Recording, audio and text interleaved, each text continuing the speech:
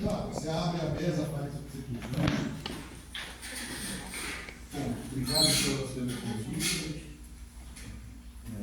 Parabenizo aqui os nossos interlocutores da mesa. Eu sou um cara mais formal. Eu percebi, mas deixa de ser formal aqui, por favor. É mais, enfim, é mais animador.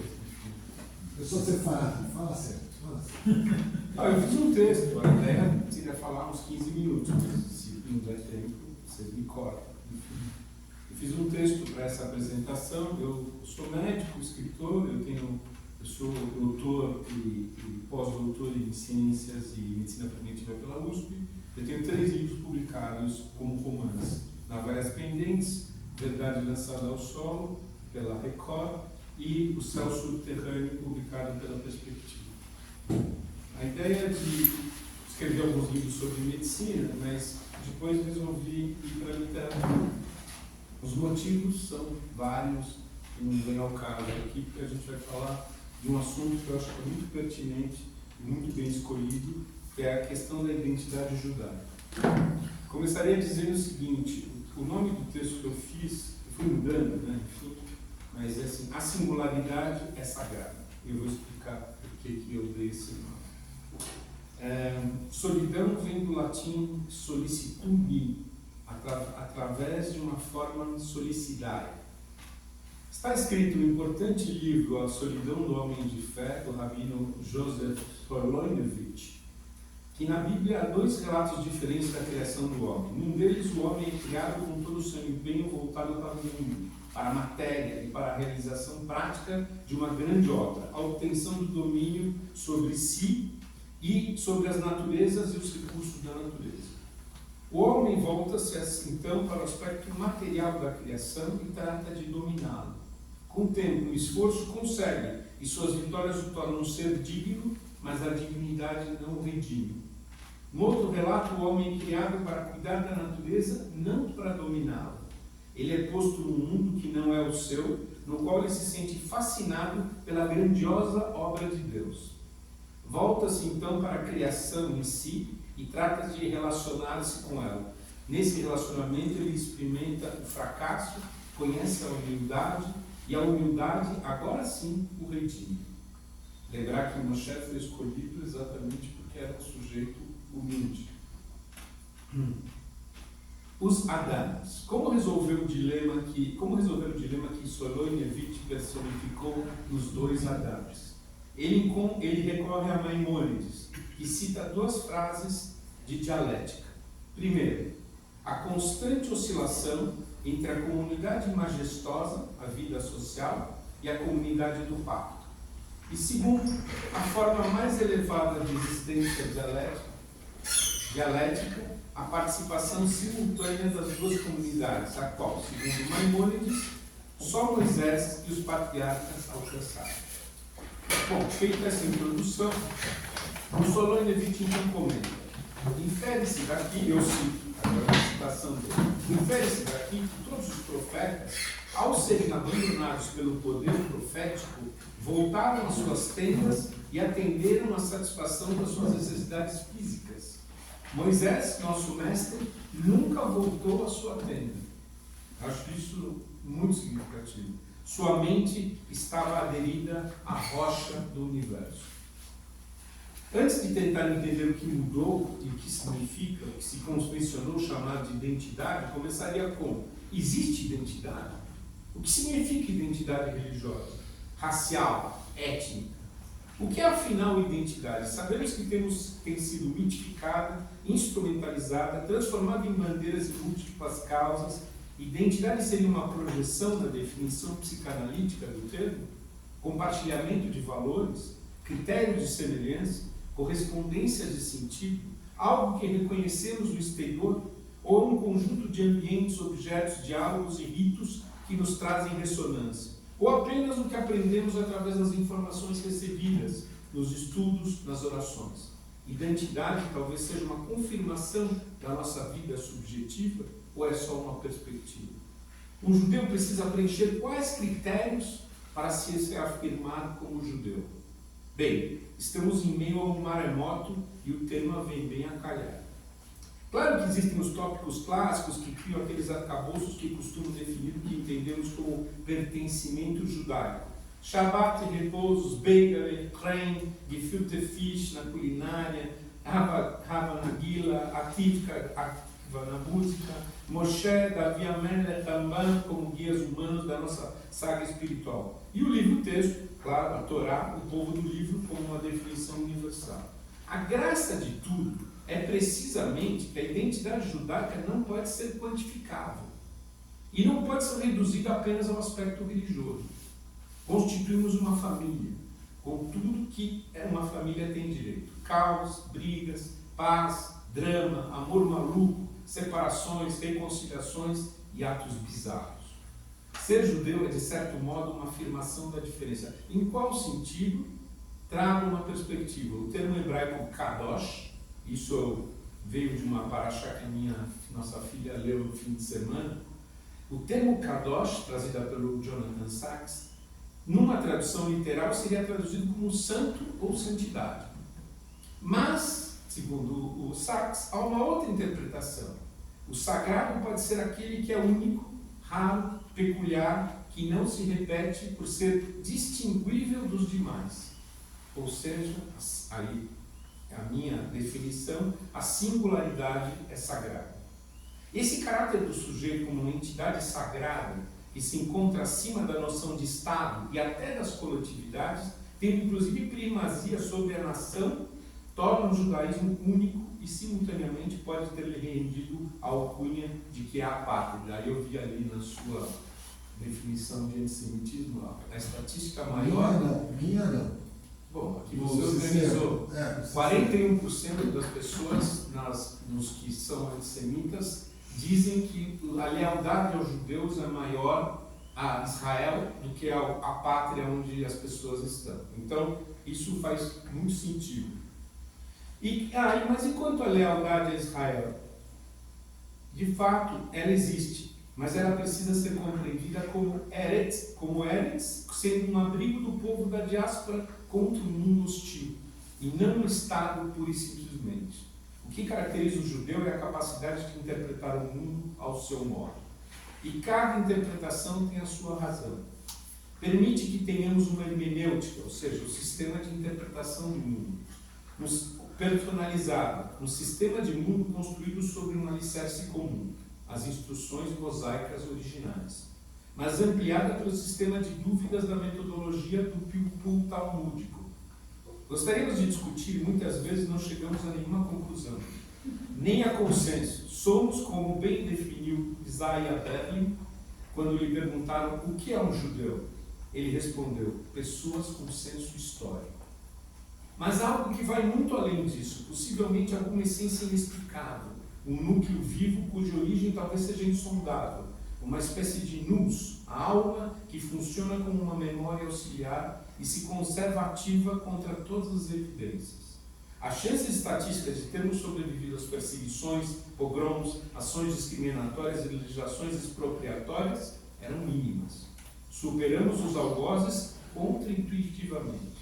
O grande triunfo tem sido não se igualar aos inimigos. Usamos tal como Mitrídates, o famoso rei de Ponto, que foi absorvendo, porque ele temia ser envenenado, então ele foi tomando pequenas doses de veneno para evitar que morresse quando tomasse uma dose muito maciça. E realmente aconteceu, ele foi tentar envenenar ele várias vezes e ele sobreviveu. Depois, mal podia ele imaginar que o cunhado dele era um traíra e acabou sendo assassinado pelo próprio cunhado. Mas enfim, não se dá para evitar todos os venenos. A identidade judaica é misteriosa, é a afirmação do sujeito contra a homogeneidade. Eis uma outra característica notável: temos orgulho de pertencer. Pertencer ao quê? Vai além da comunidade, se insere na ideia de que formamos uma cultura e um modo muito particular de estar no mundo. E qual seria o padrão? Não há um. Podem ser milhões, e todos eles, apesar do alicerce comum, apesar do pacto, o Brit, vive-se a singularidade porque é o que o Criador desejou para os primeiros homens. As regras que contrariam o senso comum e a própria lógica fazem parte de um arcabouço estranho. Eu cito alguns listados no Taná. Ajudar o inimigo, está lá literalmente, ajude o inimigo.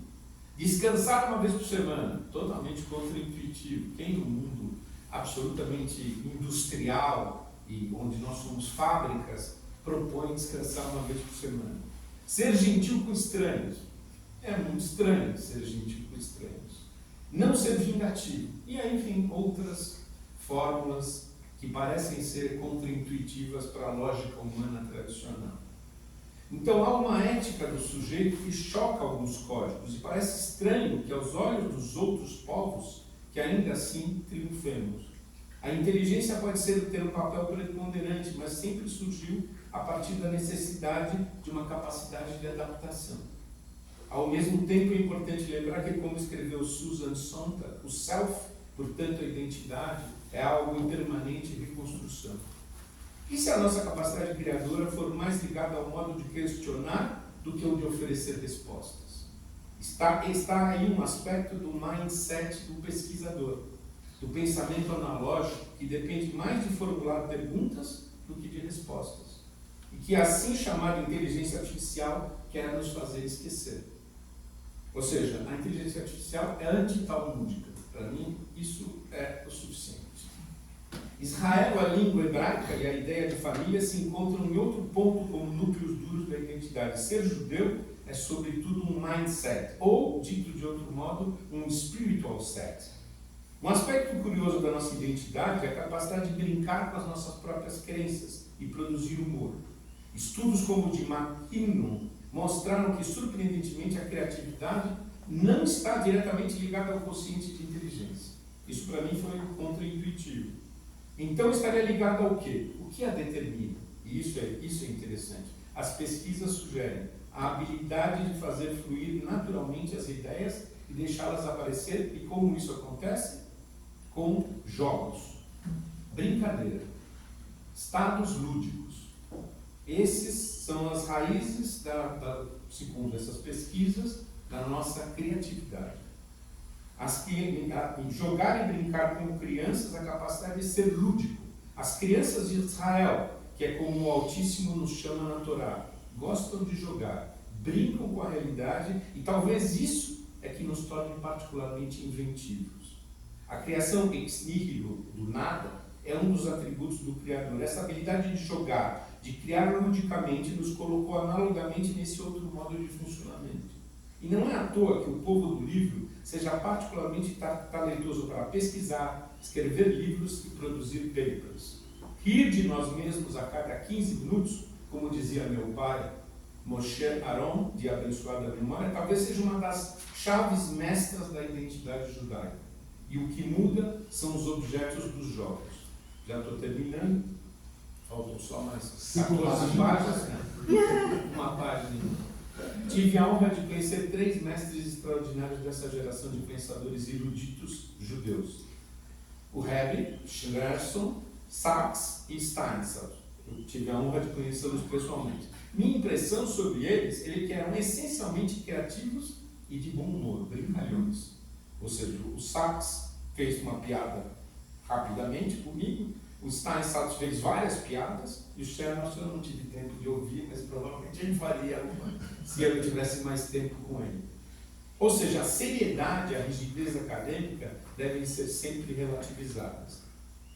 Quando nos perguntamos sobre a conexão da identidade com os acontecimentos do 7 do 10 e os relacionamos com a Shoah, como nossos ancestrais puderam passar por aquilo e sobreviver? Ninguém precisou forçar para lembrar, fomos remetidos a isso. Tem uma versão à palavra da moda resiliência. Ela foi um termo equivocadamente emprestado da física para a resistência de materiais. Um cabo de aço pode ser resiliente, nem sempre. Nós, não. Somos curadores da memória. Somos persistentes porque acreditamos em nós mesmos. Somos, nas palavras de Moshe Rabbeinu, ao mesmo tempo um povinho difícil. Isso é o que ele reclama para Hashem. E somos hipercríticos. E, sem dúvida, temos uma confiança exagerada em nós mesmos.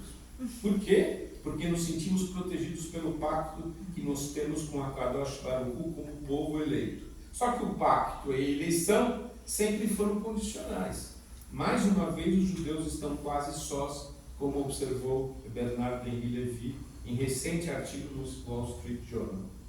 Em seu clássico A Solidão de Homem de... Bom, isso eu já falei. Mas se a fé é, como eu escrevi, a convicção da esperança, estamos todos na mesma arca. Judeus religiosos, laicos, culturais, apolíticos, nunca conheci um, anarco-sindicalistas, céticos, místicos, judeus, miso-judeus, merichiristas, gourmets, alta, média e baixa burguesia, todos juntos. Nossa solidão tem dois aspectos. Convicção da unicidade, pois estamos unidos pela mesma convicta diversidade, e, ao mesmo tempo, a consciência de que somos seres únicos. Somos a cultura da culpa, mas também a chutzpah, e somos da chutzpah e da autoindulgência. Somos solidários com povos que sofrem devastação, como em Brumadinho e nos terremotos da Turquia. Mas podemos nos apedrejar nas ruas de Tel Aviv. Ao mesmo tempo, não somos alienados, lemos jornais e vemos TV em redes locais. Testemunhamos o impensável. O miso-judaísmo está na moda. Correntes protofascistas e filonazistas pregando abertamente nosso extermínio. Vemos a situação instável e preocupante de hereges. Inacreditável que pelas ruas do mundo tenhamos voltado aos anos 30. Mesmo assim, ou exatamente por isso, continuamos, nada do que aconteça nos tira a vontade de viver. Lamentamos todos os dias, mas à noite as autogozações acontecem. Então a identidade judaica conversa com quem? Religião e seus rituais? A cultura e seus desdobramentos artísticos e literários? A filosofia e os preceitos éticos? A última página. Transcreva uma história... desse passo. Não, vai, assim, você não pode falar dessa Tá bom. Transcreva uma história que li recentemente. Hersh Goldberg Polin, recém-assassinado com mais outros há um ano, 5 outros há um ano, quando a Tzavá entrou em Rafia, nasceu na Califórnia. A família religiosa acabou fazendo aliar. Quando ele cresceu, resolveu se tornar secular. Mas no Shabat, vinha visitar e acompanhava o pai à sinagoga. A mãe perguntou, um pouco emocionante isso, se você não é mais religioso, por que você vai na sinagoga? O Hersh respondeu, é que eu não quero que meu pai vá sozinho. Mais tarde, ela perguntou o significado disso para o seu rabino e ele disse, Hersh é a pessoa mais religiosa que eu conheço. Então concluo e digo que isso tudo pelo qual estamos passando só pode fazer parte de um plano, cuja verdadeira faceta só descobriremos muito adiante.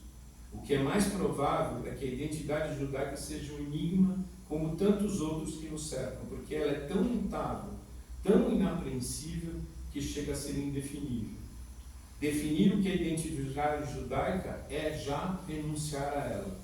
De certo modo, é aí que ela guarda uma relação com as tentativas de definir aquele que não pode nem deve ser definido, o Altíssimo. Só pode ser um milagre e estamos esperando pelo próximo. Muito obrigado. Eu tenho algumas observações, depois a gente continua. Na verdade, a identidade judaica é muito forte, mas é, ao mesmo tempo, uma simbologia simples. Se a árvore é uma figueira, figos nascerão. Se a árvore é uma mangueira, mangas vão nascer. Se você tem a sua raiz judaica, judeu vai nascer. Por mais que ele não esteja cortado ou não, ele nasce. Eu, por exemplo, usando um pouquinho o texto dele, que aliás é brilhante, ele fala daquele momento em que a pessoa, por exemplo, vai para a sinagoga, e eu ia com meu pai, porque era obrigação dele com meu pai, porque eu era menor. Se fosse maior, eu fugia. E eu fugi depois. Mas o interessante é que eu nunca fui um judeu da sinagoga. Apesar de frequentar a sinagoga, sou best-seller, devo ter 1 milhão de idas, por N motivos.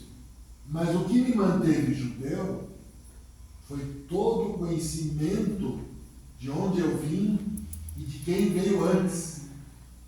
A minha raiz é profunda. Os meus heróis, que no quando eu tinha 10, 11 anos, era Júlio César, era o Império Romano, era aquilo lá que era o mundo que eu imaginava. Quando eu descubro a minha raiz, eu me torno um judeu. E eu me tornei judeu tarde, eu não me tornei judeu no bar mitzvah, como todo mundo. Eu fiz bar mitzvah, ganhei presente, tudo pobre, mas foi legal, não foi nada ruim, como todos os meus irmãos. Mas aquilo para mim era uma coisa para a família, para o meu pai, não me ligava a nada. Muito pelo contrário, me afastou muito, muito. Eu todo sábado, durante muitos anos, eu ia com meu pai na sinagoga, e ainda por cima de noite, tendo sempre uma comidinha lá no fim do dia, reza, então imagina, rezava de manhã e de noite tinha que ir lá de volta. Até que aos 15 anos eu consegui me libertar disso porque não me dizia nada. A única coisa que eu queria entender era por que eu tinha que ser judeu. Não que alguém me acusasse ou que fizesse qualquer coisa. Então eu acho que o seu texto está muito claro, cristalino, que a pergunta que você lança, e depois nós temos que todos pensar sobre ela, é aonde está a nossa raiz, nossa árvore, que nos trouxe até aqui. Então, por exemplo, o que me fez judeu de verdade, quer dizer, judeu de verdade eu sou, mas judeu atuante e ativista, foi o fato de encontrar-me minha identidade estava nesse ponto. E uma coisa que os judeus são espetaculares é nessa expressão. Todo mundo fala e todo mundo tem razão. E com isso você se expressa, você tira de dentro o que você é, ou deixa, você pensa e te questionam e te apertam, aí você lê um livro, desmonta aquele outro e assim vai. Quando você menos percebe, você é cercado de vários enigmas que você vai decifrando e tua identidade fica mais forte. Eu entendo a identidade judaica não só do coração, da cabeça. O coração é fundamental e faz parte do processo, mas a cabeça é muito importante, porque você assume a sua trajetória e constitui uma família judaica que toca o barco para frente. Não é possível que a gente ache que a coisa é estática, ou seja, todo mundo pensa igual. Não. Todo mundo é judeu igual. Não. Mas todo mundo vai em busca de suas raízes.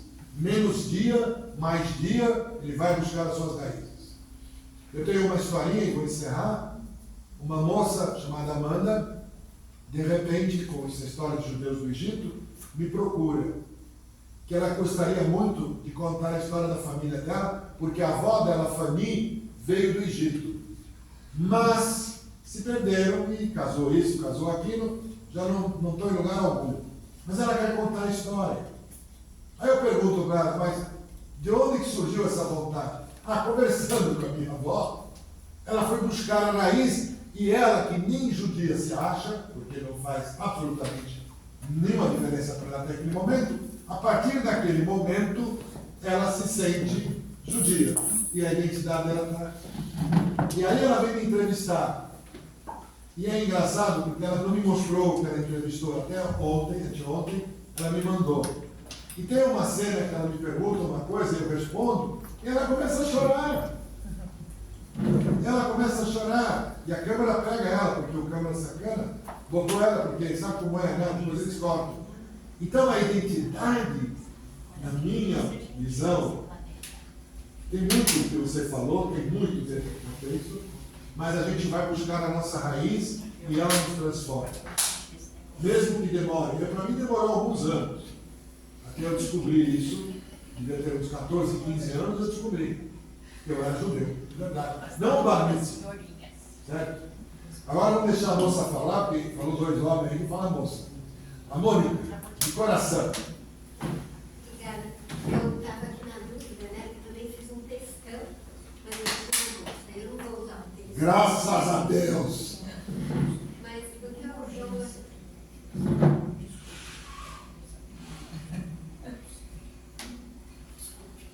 puxar a brincadeira à vontade. Eu achei interessante te ouvir falando de vocês, porque enquanto eu estava escrevendo meu texto, eu senti, né, eu vi que tem uma coisa sem fim, né, falar sobre identidade em geral, né, mas especificamente de identidade judaica, eu acho que o judaísmo e a nossa identidade, ela abrange tantas dimensões, né, tantas áreas, e pensei muito nessa questão das raízes e asas, né? Eu acho que quanto mais, e aí eu falo por experiência própria, quanto mais eu vou me aprofundando nas minhas raízes, tanto pessoais, familiares e coletivas do povo, mais eu vou me sentindo livre dentro do judaísmo que existe em mim. E assim, eu fiquei pensando também, né, nos anos da minha vida, né, que são poucos, quando que a minha identidade judaica ficava mais forte. E, em geral, em momentos de crise ou em momentos de muita alegria. Né? E não tanto em um quanto em outro, a sensação que eu tinha é que eu voltava para casa em algum lugar dentro de mim. E uma casa que eu nunca sabia direito quantos quartos tem, né? E sempre me despertava uma curiosidade de descobrir que quartos são esses, e continua me despertando, né? Então, quanto mais eu vou descobrindo quartos, mais eu quero descobrir mais quartos, e sei que existem muitos quartos, e sei que eu vou embora dessa vida sem descobrir todos eles, né? Isso também é muito fascinante, né? E eu sei que isso faz parte da minha identidade judaica, mas da minha identidade humana também, né? Então, como é que é esse diálogo entre a identidade humana, né, que todos nós habitamos, e da nossa identidade judaica, né? E, quando uma, muitas vezes, pode conflituar com a outra. Quando a gente vê, sei lá, agora a gente está vivendo esse momento tão agora, né? A humanidade vive guerra desde que existe. Mas desde que eu estou viva, eu vou presenciando guerras nos vários níveis, né? E conhecendo um pouco da história, a gente vê que a linguagem da guerra, infelizmente, é uma linguagem humana, né? Bíblica, Deus projetado, né? na Torá, é um Deus que usou muito da linguagem da guerra. Hoje eu estou começando a querer entender que existe uma metáfora por trás disso, mas mesmo assim é difícil para mim entender essa linguagem, aceitar essa linguagem. Então, ver uma criança ou qualquer ser humano morrendo por conta de uma guerra ou por conta de uma violência, como você comentou, de um assalto, é indignante, é difícil aceitar. Quando isso acontece com um judeu, é um pouco, até é difícil falar isso, né? Mas, por exemplo, quando a gente tem uma ferida no nosso corpo, por mais que a gente tenha uma empatia pela ferida do corpo do outro, não é no nosso corpo. A gente tem empatia, a gente tem a solidariedade, mas a gente não sente a dor como se fosse no nosso corpo. Eu posso dizer assim que eu sinto, né, uma empatia muito grande pelas dores da humanidade, mas eu percebo o quanto mexe comigo quando algo acontece injustamente com um judeu, né? Porque isso fala em algum canto da minha casa. Isso não quer dizer que a minha identidade humana não grite junto, né? Por isso que eu falo, é um diálogo constante, né? O que é humano simplesmente em mim, o que é judaico em mim. O meu avô, ele foi uma das maiores referências na minha vida, e eu me lembro que na minha adolescência,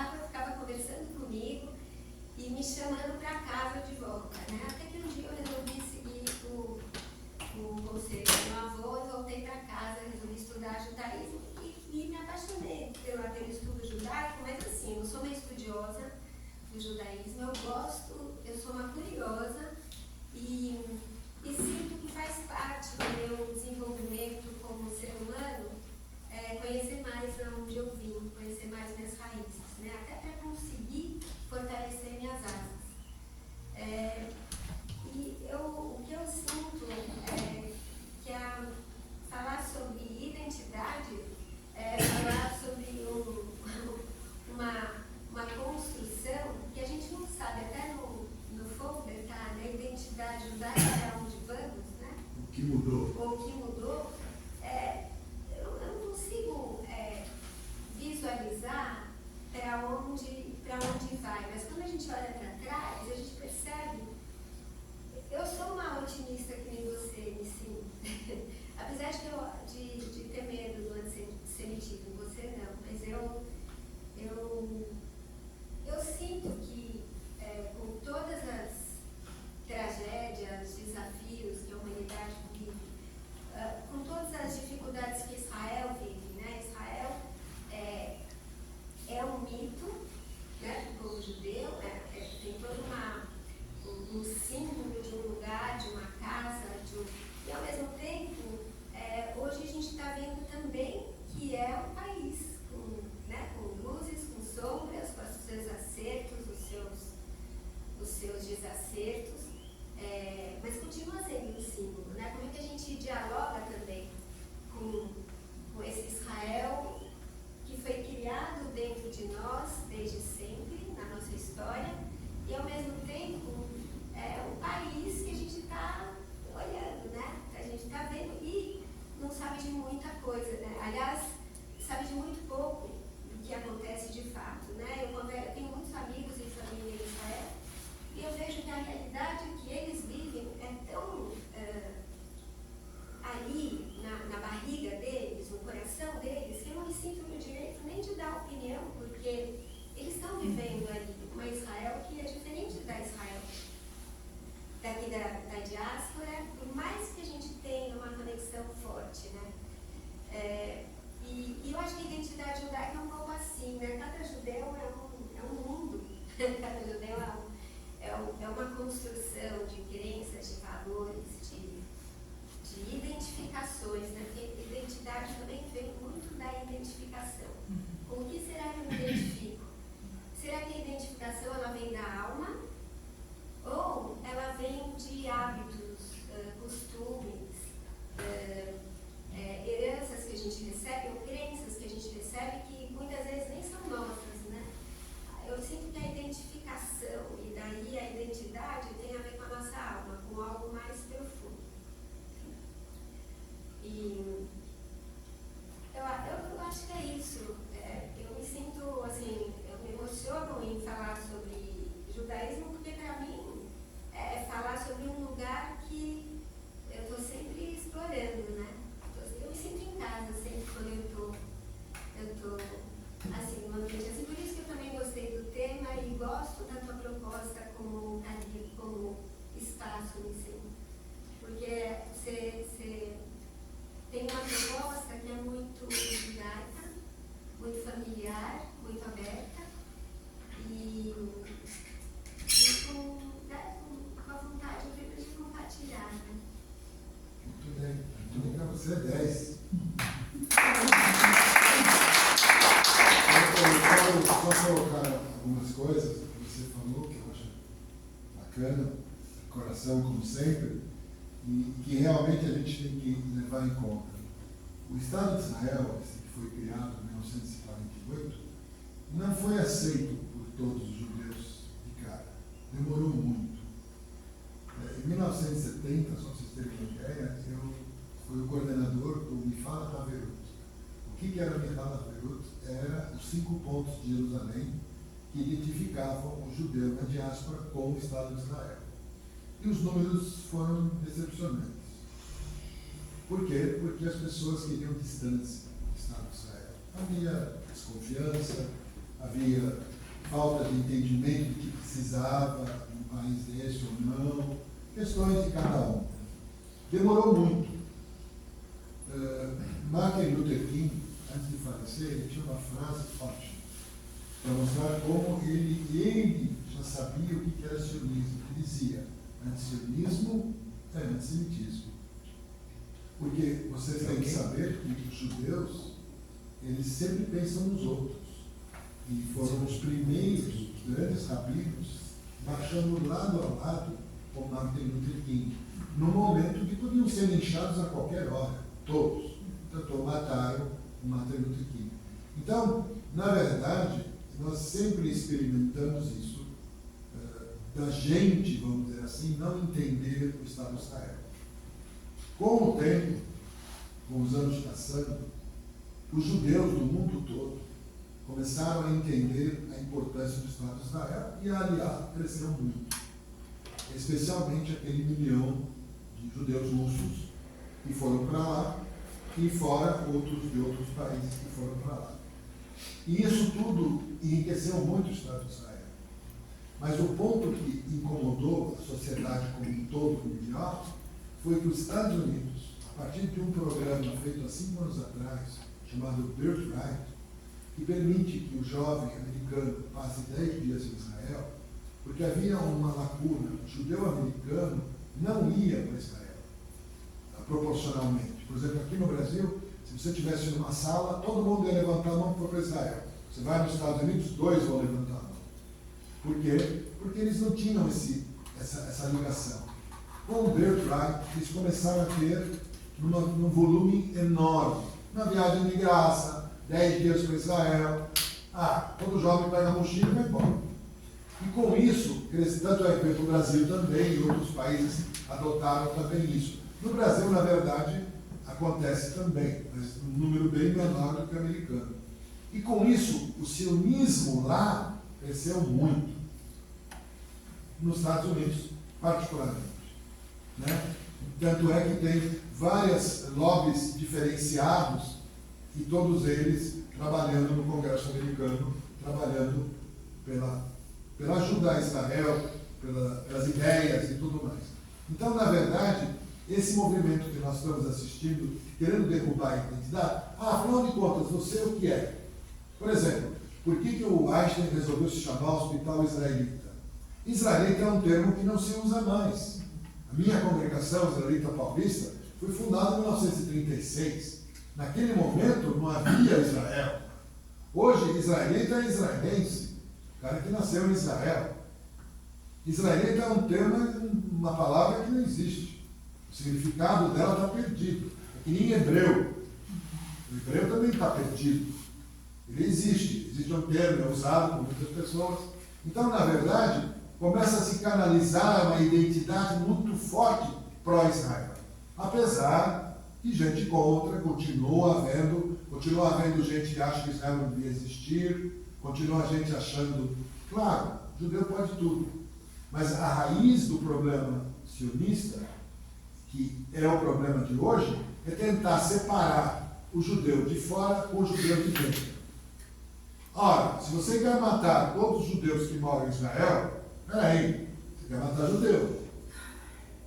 Então, a dificuldade de você assimilar essa ideia, essa narrativa deles, é muito difícil.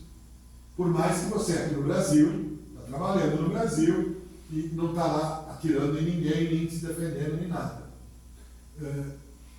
Fazendo um corte bem profundo, a identidade nossa cresceu muito. Muitas pessoas que estavam até quilômetros afastados se chegaram mais próximos, porque sentiram-se ameaçados não pelo antissemitismo local, mas sim pelo desejo de matar os israelenses que estão em Estado de Israel. Que esses que estão afastados estavam muito afastados. E não para o antissemitismo, ouviram alguma coisa assim, que seja visível, um ato antissemita, alguma coisa assim. Por exemplo, quando nós fizemos uma das manifestações na Paulista, na mesma hora, nós estávamos na frente da Fiesp, naquela região, e os palestinos, os muçulmanos, quem for, fizeram na Praça Oswaldo Cruz, que fica depois da Brigadeiro Luiz Antônio, aquele último quarteirão, uma manifestação igual. E trânsito fluindo, quer dizer, junto a bandeiras e tudo mais. Claro que alguns foram para lá, outros vieram para cá, fizeram um pouco de barulho de lado a lado. Então, na verdade, olhando desse prisma, a preocupação, a identidade da pessoa chamou mais alto do que a gente pode pensar. E o sionismo, que era olhado para aquele que está em Israel, se tornou um outro nome. Se tornou sionista é todo aquele que acredita que Sion é Israel, é o nosso lar. Não importa onde você esteja. Eu faço a comparação quando eu falo com amigos meus que não são judeus, eu digo assim, se você é italiano e mora em Nova York, você é um italiano. Mora em Nova York, ponto. Você não pode deixar de ser italiano só porque você está em Manhattan e não está lá. Então, a preocupação com o judeu é parecida, não é igual. E a segunda coisa, para essa área de interferência, esse assunto é para mim super importante, é que a gente se preocupa muito com esses rótulos que os outros nos dão, que os outros querem que a gente seja, que os outros é que apontam o dedo. Eu estou pouco me lixando pelos outros. Eu sei muito bem quem eu sou, porque a minha raiz está bem forte. O que nós temos que fazer é trazer cada vez mais pessoas para perto da raiz de cada um deles. Não adianta pegar uma pessoa que está super hiper afastada e querer que ela seja super hiper religiosa. Por exemplo, uma vez uma pessoa quis se tornar judia. Me procurou, queria ser judeu, eu falei, para que você quer ser judeu, etc e tal, não sei o quê.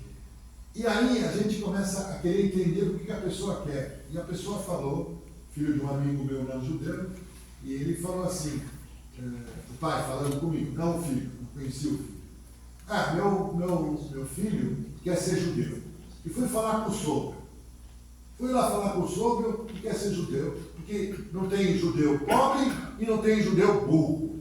Pronto, essa é a definição da identidade que ele queria. Aí o sogro falou, mas o senhor vai casar? Não. Aí o sogro desconversou um pouco. Mas o menino era muito arrojado, o que ele fez? Pegou uma passagem, não precisa de visto nenhum, foi para Israel. Foi para Israel, trabalhou como garçom, como não sei o quê, e foi entrar naquela escola agrícola. Ok, entrou na escola agrícola, não sei como ele conseguiu, mas entrou, fez um curso, se formou e se especializou em aperitivos de tomate. Não sei exatamente o que é tudo isso. Veio para o Brasil, numa cidade aí de Goiás, não sei aonde, montou o negócio e ficou rico. E aí, ele tinha 4 irmãos. Então, um irmão tocou a ideia, fez a mesma coisa, mas foi para a Espanha e montou um negócio na Espanha. Eu estou apenas mostrando que as pessoas, às vezes, querem a nossa identidade. Ele, na verdade, não tem nada com Deus, nada com religião, nada com nada, mas a imagem que veio para ele é que ser judeu é melhor. A imagem que ele veio. Ao contrário, muitas vezes a gente encontra judeus que acham que está tudo mal no judaísmo. Que é melhor ser da esquerda, é melhor ser comunista, socialista, defender essas coisas e esquecer sua raiz. Alguns esquecem, outros não. Estou apenas colocando, não criticando, colocando. Então, a gente pode perceber nisso os fatos que estão acontecendo dia a dia. Eu acho, Mônica, que você atinge o problema quando a gente continua trabalhando isso sempre. Isso que eu acho incrível. Agora, o Estevão, e depois você, o último carioca. Tem uma pessoa que ele quer se perguntar. Posso fazer uma pergunta nesse O Gabani pode falar o que ele quiser. Só uma pergunta para os palestrantes da mesa. Pode falar. Você falou, Mônica, sobre a diferença entre identidade humana e identidade judaica. Você pode discorrer um pouquinho mais sobre isso daí? Porque para mim não dá para ter diferença entre ser humano e ser judeu. Eu falei mais no sentido de que a identidade humana, ela vem antes. Né? Antes de ser judia, eu sou humana. Apesar de que quando eu nasci já era judia.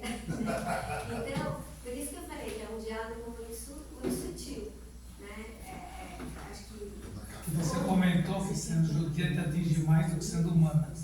Não, em determinadas situações, por exemplo, eu não sei se eu expressei direito, mas, por exemplo, quando eu vejo alguém sendo violentado, alguém, né, tanto faz se é um judeu ou se não é um judeu, um ser humano, sendo violentado, sendo agredido, sendo morto, obviamente que me dói como ser humano, mas quando isso acontece com o judeu, parece que é uma dor que bate em um lugar da minha casa também. É um ponto a mais, mas eu, antes de tudo, sou humana. Agora eu não consigo me ver como ser humana não sendo judia também. Sim, mas o fato, será que ser humano seria a base? E uma raiz, uma vertente seria ser judia? Mas não é qualquer vertente, entende? Porque eu acho que, assim, eu posso dizer que eu tenho várias identidades, muitas, né? Eu falo eu, mas todos nós, né? Eu tenho uma identidade como mulher, eu tenho uma identidade como psicóloga, eu tenho uma identidade como artista, eu tenho uma identidade como todas são baseadas em ser humano, certo? E todas são baseadas em ser humano. Agora, tem a raiz, eu não consigo me ver também não sendo, quer dizer, eu até já fiz o exercício, como é que teria sido se eu tivesse nascido numa família não judaica, onde eu continuaria com a minha identidade humana, talvez com as minhas características, mas tem uma a mais aí. Eu não sei se me deixa entender. Obrigado. Eu já sei por que ele falou isso. Sim. Por causa do Chris. Quem? O cara do show. Chris Martin. Chris Martin, no show, chamou gente da plateia. Subiram duas moças. Só para deixar claro, não sei quem se Cris, Eu sei, eu sei. show. Você está muito velho, está muito velho. E aí, ele perguntou de onde vocês são. Aí elas falaram de Israel. Ele ficou sem palavras. Aí ele disse, eu recebo vocês como humanos. Apesar de tudo, vocês são... Apesar de tudo, recebo vocês como humanos. E mais à frente, ele disse, como também os palestinos que estão por aí, aí todo mundo bateu palmas. E por isso que eu acho que essa palavra cresceu muito. Humano e Israel. Se a gente voltar no tempo, você, Mônica, todo mundo, Israel é apenas a parte mais humana que possa existir. Porque se a gente se aprofunda no estudo do judaísmo, vai ver que o judaísmo se preocupa com o mundo. Lá está a nossa preocupação. E é o Coldplay do lado do povo. O problema maior é o seguinte, quando um judeu faz na Tzedakah e dessa Tzedakah ele faz para todos, por exemplo, tem o senhor Fortuné, que fez uma associação para tratamentos dentários para crianças, em algum lugar de Higienópolis, para todo mundo, não tem distinção. Ou quando você percebe que a maior parte dos judeus está em todo tipo de organização social em benefício dos outros. Ou quando você percebe que tem um terremoto em algum lugar e Israel é o primeiro país a chegar.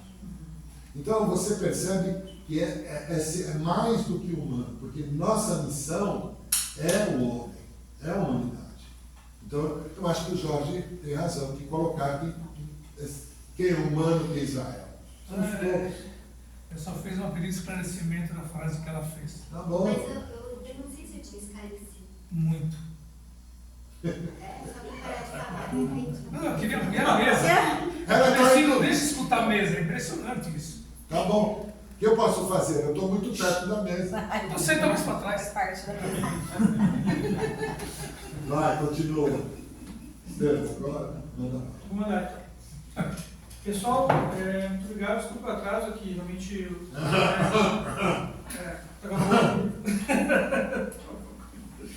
eu estou achando demais estar aqui na mesa, nossa conversa desde manhã já está excelente, né?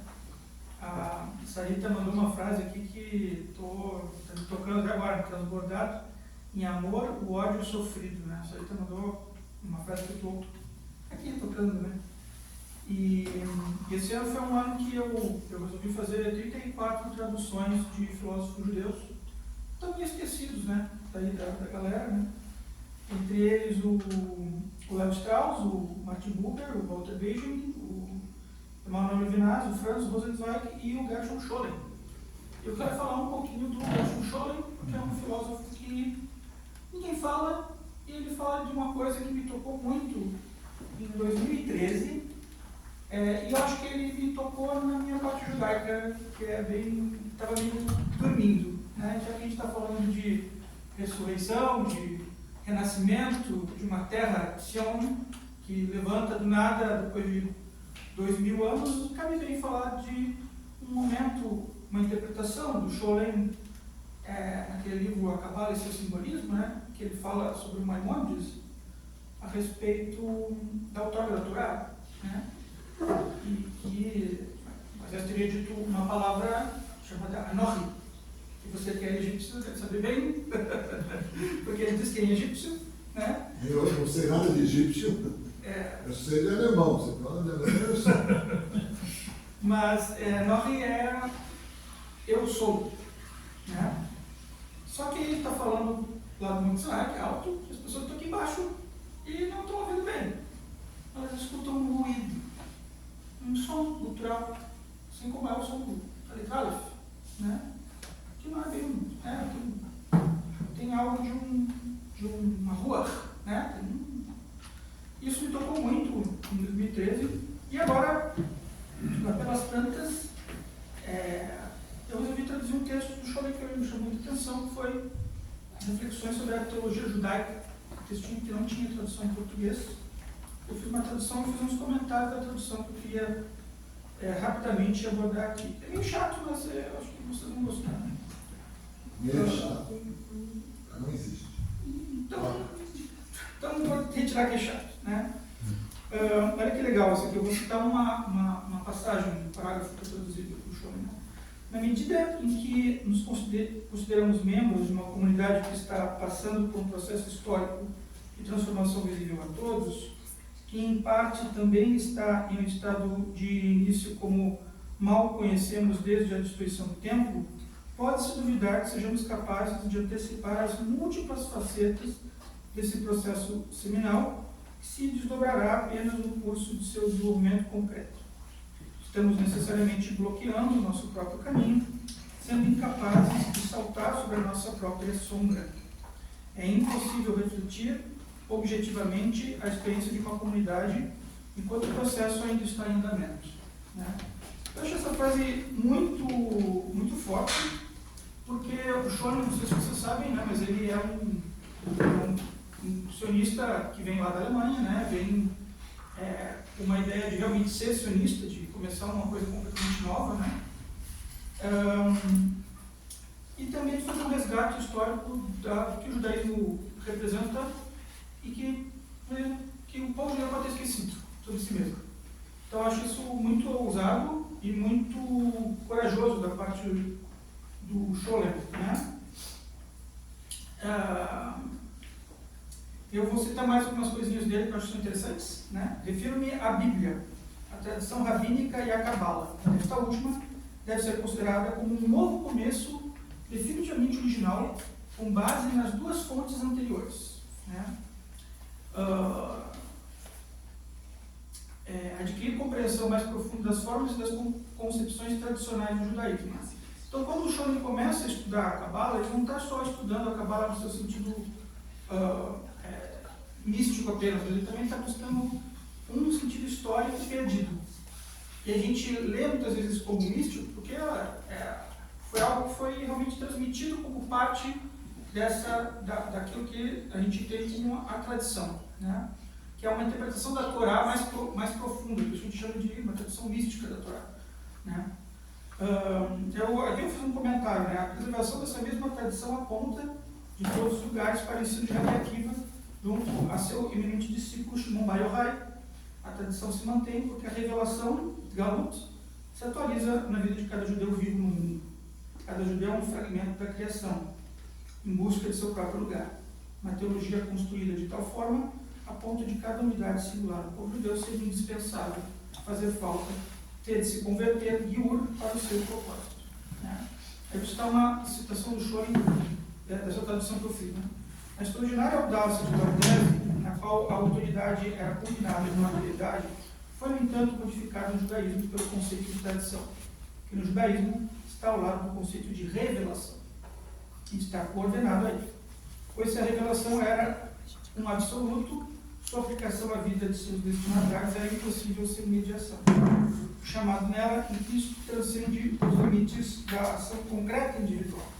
Somente nas infinitas facetas, nas contingências de realização, nas quais a palavra absoluta se reflete, ela se torna aplicável e, portanto, também pode ser concretamente apreendida pela ação humana. Em outras palavras, o significado infinito da revelação, que não pode ser apreendido na imediatez única de uma recepção, se desdobrará apenas em relação contínua ao tempo, na tradição, que é uma tradição sobre a palavra de Deus, que está na raiz de todo o ato religioso. A tradição torna a palavra de Deus aplicável no tempo. Essa me parece ser a tese complementar, básica, por meio da qual o judaísmo conseguiu concretizar seu conceito de revelação e torná-lo frutífero. Daí, a chamada Torá oral obteve sua legitimação metafísica. Não é surpreendente que a voz do Sinai, que continua a ressoar todos os dias e da qual as fontes talmúdicas nos falam, tenha se tornado, para os cabalistas, um meio de onde a tradição se originou. A voz que incessantemente clama do Sinai recebe sua articulação e tradução humana na tradição, que transmite a palavra inesgotável na revelação, a qualquer momento e através de cada estudioso que se submete à sua continuidade. Fecha citação. Aí eu faço um comentário. Nós, não por nada, a voz vinda do Sinai não é inteligível. O caminho é um aprendizado cujo começo é a vida individual. Mas seu desdobramento é uma mudança na forma do homem interpretar Deus. Portanto, na forma em que o homem é capaz de enxergar os limites dados por Deus em cada coisa que lhe é diferente a si mesmo. Em cada coisa, a parte de Deus que se move parece espelhar o próprio desenvolvimento da criação. E isso aqui eu acho extremamente forte para toda a ideia de judaísmo, que é esse espelhamento da criação, esse entendimento que se deu lá no Sinai. Esse elemento leva a uma consciência única, profunda e ineludível do trabalho da criação como parte do aqui e agora, mas descende de uma história específica e flui para um futuro determinado por parte dessa trajetória. O tempo articula a consciência no exato ponto em que sua reflexão pode ser deslumbrada como um milagre do ato criativo de Deus. É apenas um pequeno sortilégio descer para a história quando justamente o ponto de fricção se dá no âmbito da vivência. Né? Nós sabemos que mesmo muitos místicos, como Moshe de Leon, certamente gostariam de ser vistos hoje como charlatães mestres de um conhecimento impossível. Só para vocês saberem, Moshe de Leon é o homem que foi atribuído à escrita do Zohar lá na Catalunha. Né? Ou o Leão de Modena certamente teria preferido lutar contra os cabalistas que levaram os judeus aos braços do cristianismo. Então, também teve muitos rabinos que se negaram a transmitir conhecimentos orais, porque achavam que isso cristianizaria eles. Em ambos os casos, a experiência está em algum lugar do tempo e a necessidade de captar é tão importante quanto a necessidade de resgatar a tradição perdida após tantos e tantos soterramentos. A vivência interna e a percepção histórica não possuem um eixo que conseguiríamos entender se não fosse pela tentativa da Cabala ao empreender tais conhecimentos, de maneira a refazer a pergunta por seus fenômenos. Essa mostração intensa gera dúvida capaz de levar ao entendimento do conhecimento místico como uma espécie de sofisticação, em que a ideia de causa e consequência da física naturais esbarra nas leis da Torá. Né? Para quem não sabe, Torá está ligada à ideia de ensinamento, né? ensino de leis. Né?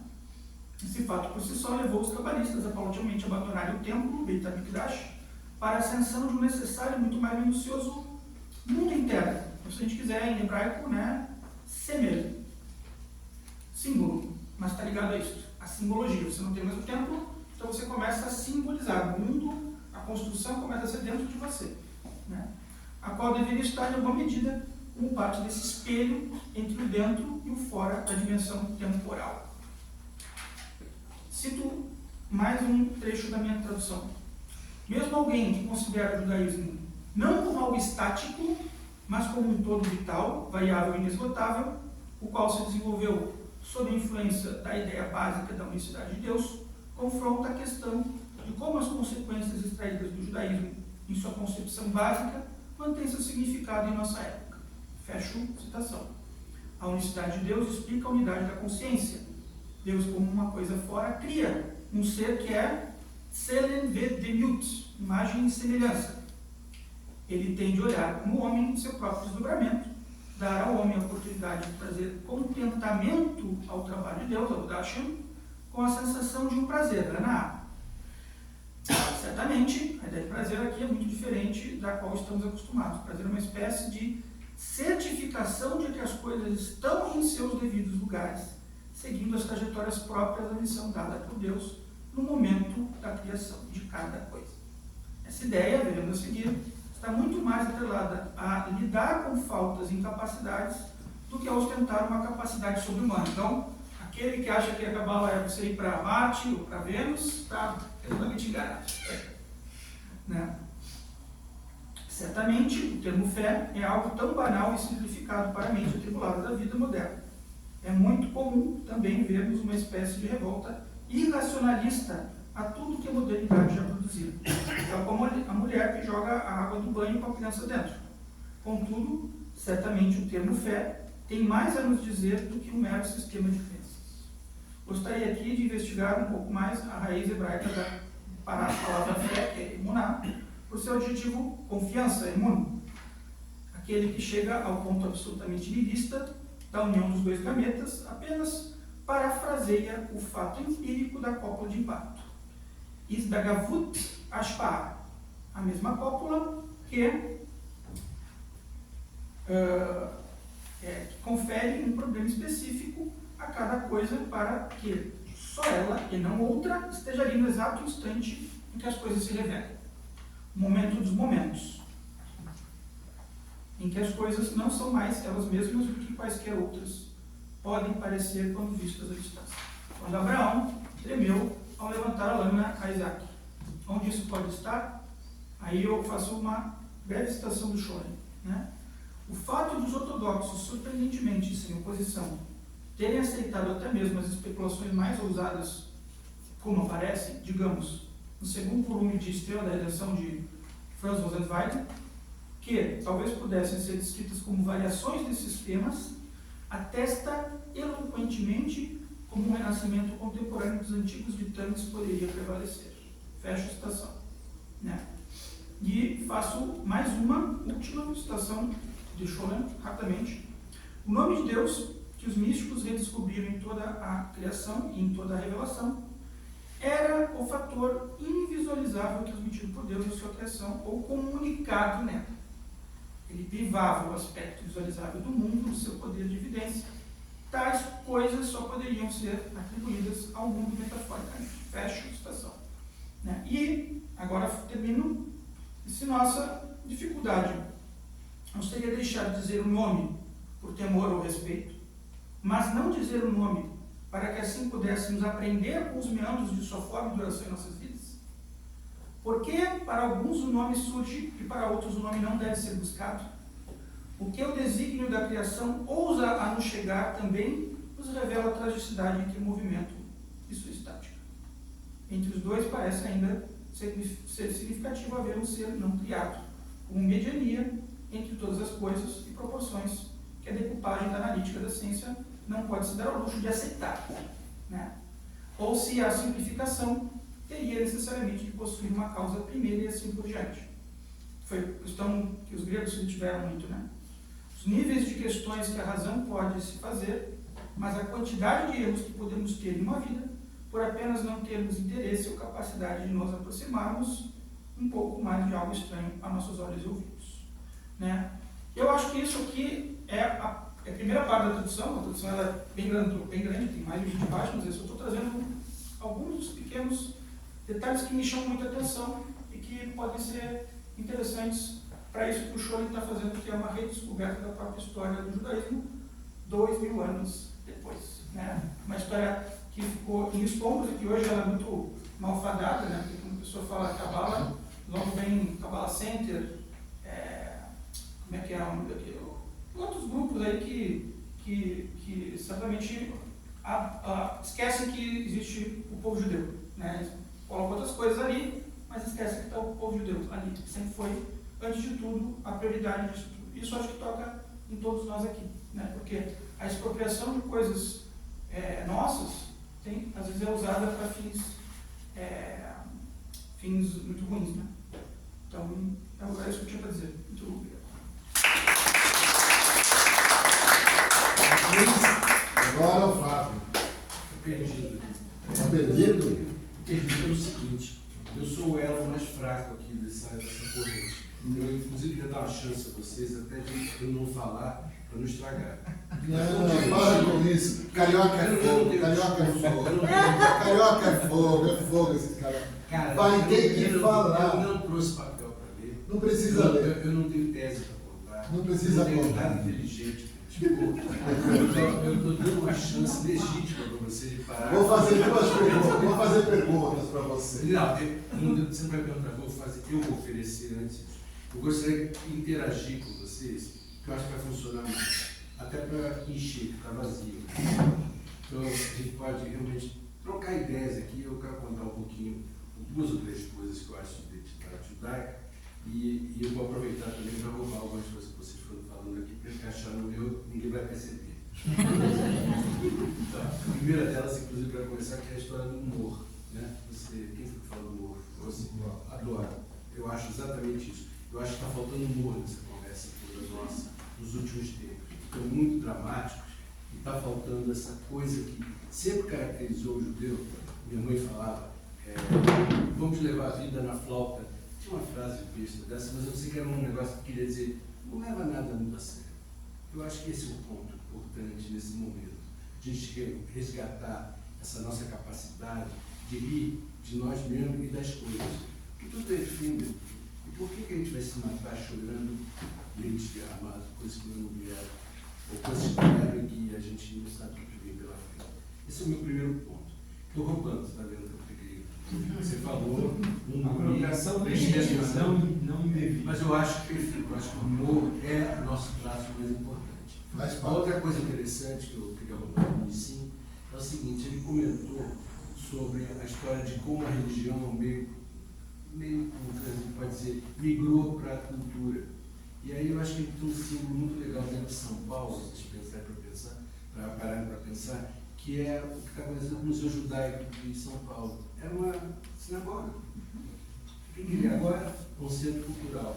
Olha como é que você falou, não sei se falou sem querer, mas a ideia de... Não falo sem querer. Não quero. Eu queria falar mais uma coisa aqui sobre identidade judaica, que é o seguinte. Eu sou o pior dos religiosos, nunca dei bola para isso tudo. Eu me considero judeu pra caramba. Então, como é que é possível isso? Quer dizer, eu fui convidado, quando eu tinha 10 anos, do Rio de Janeiro, tem uma escola chamada Babilônia, bem religiosa, e um dia eles chamaram meus pais e pediram, por favor, tira esse menino daqui que ele vai estragar os outros. Realmente, eu era um horror, eu era o pior cara possível. Eu me recusava a rezar, eu desenhava em cima do Sidu, eu que não podia fazer, eu estava fazendo ali. E eu falo aqui, eu não dizer, bom, eu tenho identidade, não tem muito identidade social, e eu acho que aconteceu um negócio que eu tenho observado, não sei se vocês concordam, que houve uma evolução, justamente o que caracterizava o judaísmo era a religião. Hoje é o amor por Israel. Acho que esse paradigma foi muito modificado. Eu sinto isso. Acho que você pode chegar para o cara judeu e dizer, reza, não, você Israel não, é diferente, eu me sinto parte desse negócio. Então, é uma característica muito forte de identidade judaica, que eu acho que me chama a atenção. E mais uma coisinha que eu queria contar para vocês. Eu escrevi um livro, ela está vendo aí, coitado, está encartado aqui, se vocês quiserem. Não fala assim, ela tem poucos exemplares. E eu fui a Porto Alegre, você acabou de Só. Então, eu fui a Porto Alegre 2 semanas atrás para falar sobre o livro. Tá? Aqui eu também falei sobre o livro, mas em Porto Alegre fui extremamente bem recebido. E uma das coisas que resolveu me levar para conhecer um rabino, era uma noite lá, era uma sexta-feira, eu sei que o rabino ia falar sobre casamentos mistos. O rabino chama Pablo. É um rabino, é engraçado, né? Eles estão exportando todos os rabinos argentinos, que eu acho que está com excesso de gente, para vir aqui para o Brasil. Você vai ver que a esquerda tem um rabino argentino. Mas nada a ver.